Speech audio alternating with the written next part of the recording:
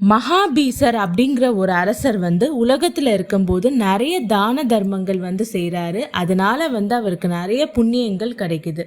அவர் இறந்த பிறகு நேராக சொர்க்கத்துக்கு போகிறாரு.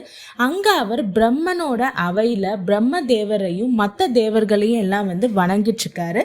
அப்போ அந்த சமயத்தில் அங்கே கங்காதேவி வர்றாங்க. அங்கே காற்று அடிக்கிறனால அந்த காற்றில் கங்காதேவியோட ஆடை சற்று விலகுது. அதை பார்த்த தேவர்கள் எல்லாருமே தலை குனிறாங்க. ஆனா இந்த மகாபீச அரசர் மட்டும் கங்காதேவியை காதலோடையும் காமத்தோடையும் பார்த்துட்டு இருக்காரு. அதை கவனிச்ச பிரம்ம தேவருக்கு கடும் கோபம் வருது.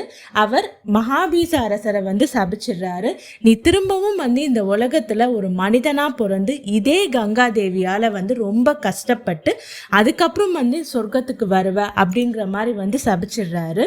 இந்த மகாபீச அரசர் அடுத்த பிறவியில பிரதீப மன்னனுக்கு மகனா பிறக்கிறாரு. அவர் தான் சாந்தனு மகாராஜா. இந்த சாந்தனு மகாராஜாவோட கதையிலேருந்து தான் மகாபாரதமே தொடங்குது.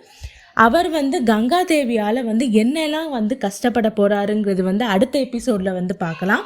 இந்த மாதிரி மகாபாரத கதையில் நிறைய சுவாரஸ்யமான விஷயங்கள் எல்லாம் இருக்குது. அது எல்லாமே நீங்கள் தெரிஞ்சுக்கணும் அப்படின்னா என்னோட சேனலை சப்ஸ்கிரைப் பண்ணுங்கள். அது மட்டும் இல்லாமல் முழு மகாபாரத கதையுமே நீங்கள் கேட்கணும் அப்படின்னா டிஸ்கிரிப்ஷனுக்கு லிங்க்கை கிளிக் பண்ணுங்கள். இந்த வீடியோ உங்களுக்கு பிடிச்சதா லைக் பண்ணுங்கள், கமெண்ட் பண்ணுங்கள், சப்ஸ்கிரைப் பண்ணுங்கள்.